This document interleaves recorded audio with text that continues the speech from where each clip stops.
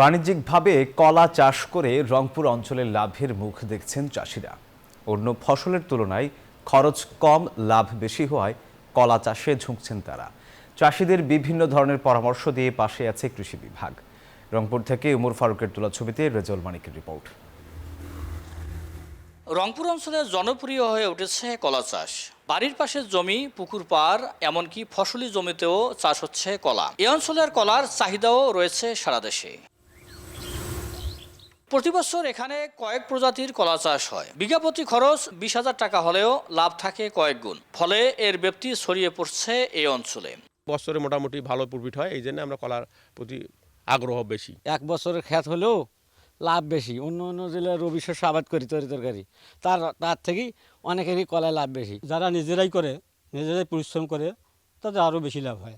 কলাতে লাভ বেশি হয়। দিন দিন কলা চাষে আগ্রহী হয়ে উঠেছেন এই অঞ্চলের চাষিরা।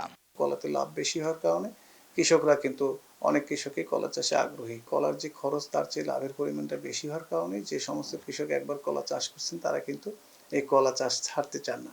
রংপুর অঞ্চলের 5 জেলায় এবছর 13,125 হেক্টর জমিতে কলা চাষ হয়েছে, যা গত বছরের তুলনায় প্রায় 4,000 হেক্টর বেশি।